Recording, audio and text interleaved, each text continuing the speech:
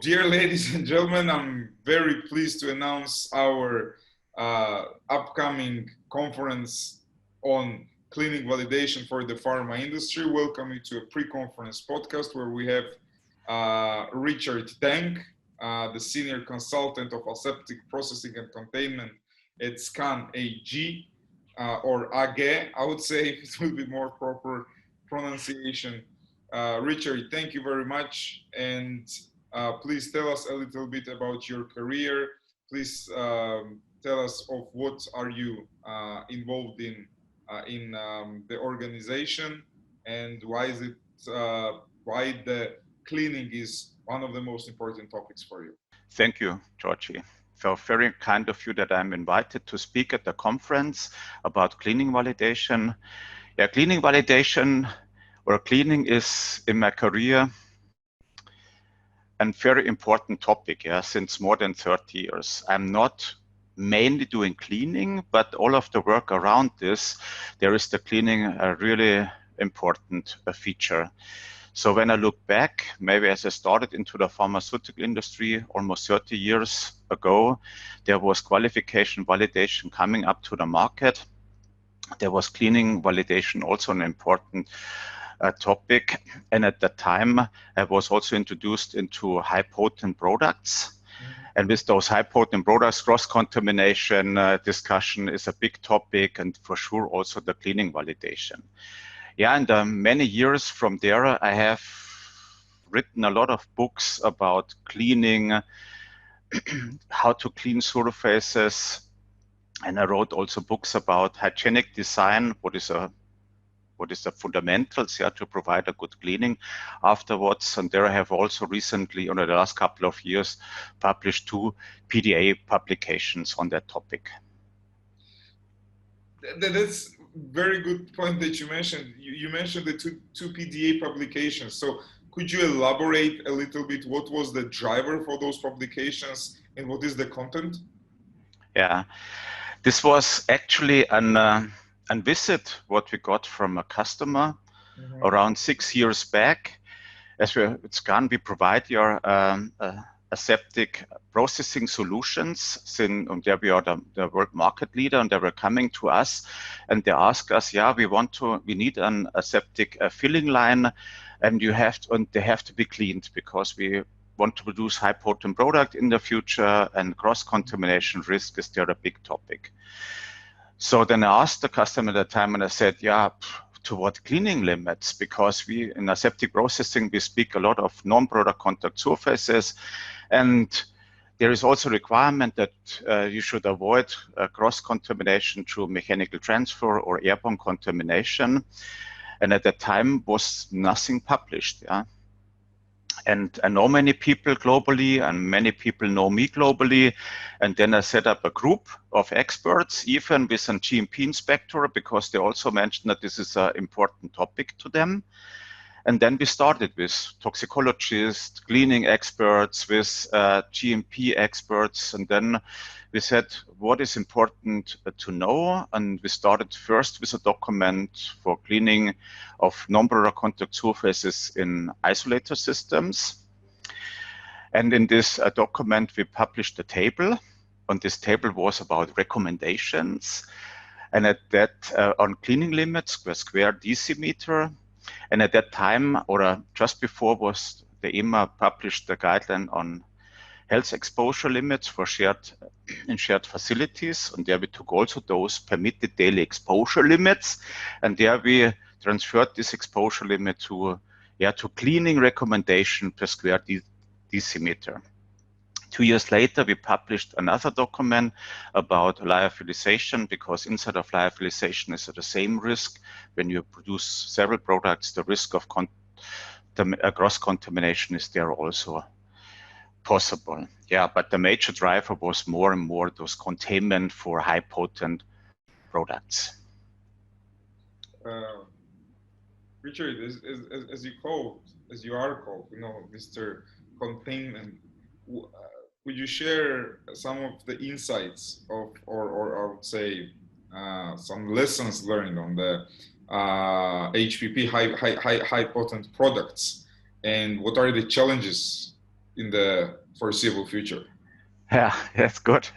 So as mentioned, I think I started in containment almost 30 years back. In the meantime, my lesson learned, what I would say in the many years are there is no 100% containment which fits all. Yeah. So, and this is the nickname I got as Mr. Containment was coming at that time because I was, let's say, one of the first brought containment to a wider audience. And in 2015, we published therefore also an ISP containment manual at that time, which was quite successfully on the market, and it's almost a premiere. What I show you here, 2 weeks ago, we published the second edition, of the containment manual, which gives even more information.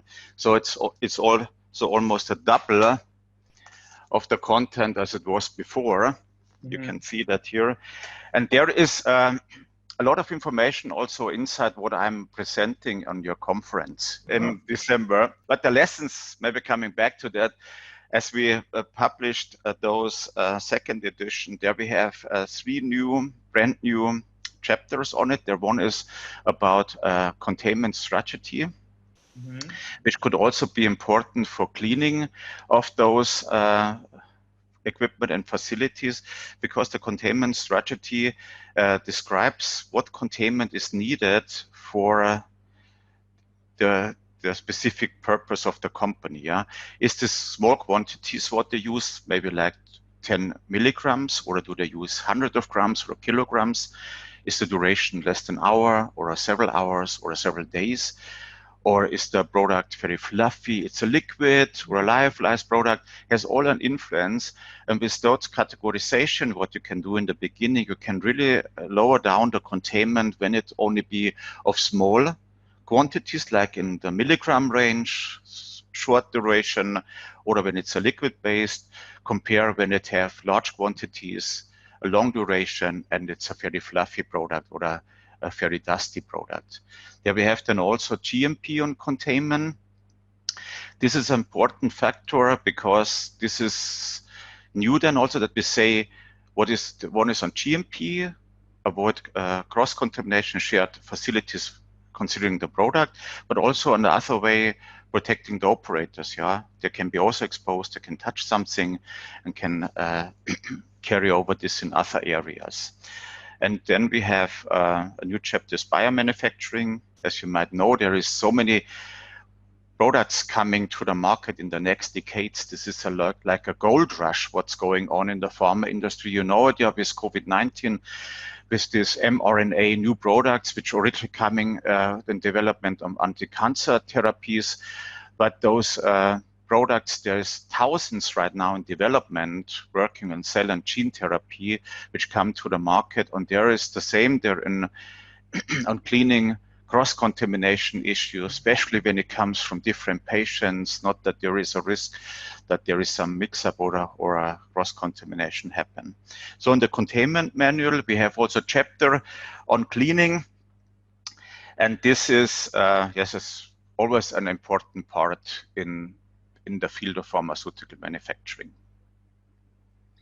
Thank you very much for this unfolded response, Richard. But I just want to go back a little bit because, I mean, as finalizing question, but just for our audience to have a bit bigger picture here.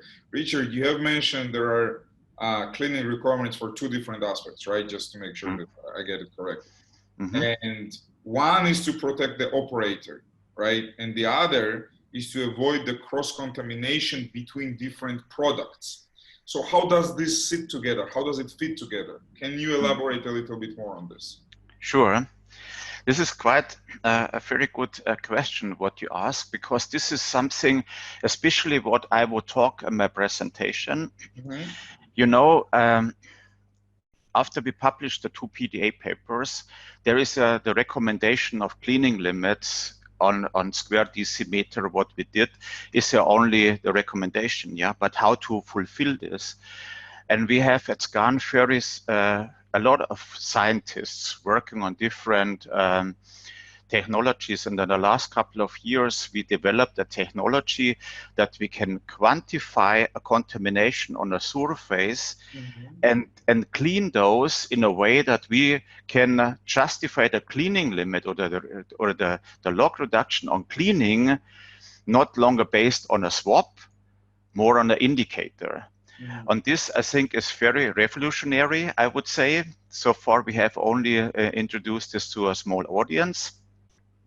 And your conference will be the first one where I speak a little bit more in detail about this. So for those who like to attend, will hear there something very interesting, because it's in both ways important. Yeah, you can use this for clean on GMP, but also for operators. You know, operators get often in contact with high potent subphases when most of them, they inhale it, but they can also touch it. Yeah, and so when you touch a surface, you take some potent substance on your hand, you can touch yourself or can touch us areas. That's we learned this COVID, yeah.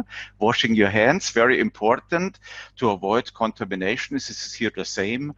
And there I will spend, let's say, a little bit longer on that topic on my presentation, because I think this is something where the industry is really interested to know more. We anticipate your presentation. Definitely there will be thanks to our conference platform. It is going to be very close to the experience of a real life conference in terms of live question and answers, live discussion. So I do anticipate a lot of audience engagement, during the Q&A. So as for now, thank you very much for joining us as a guest, joining us as a speaker. We're looking forward for your presentation at the Clinic Validation Conference for the pharma industry that we'll be doing together with our company, Future Bridge, in December. Richard, thank you very much. And I guess we see each other in December then. Hopefully. Thank you, Georgie. Looking forward to this. Thank you.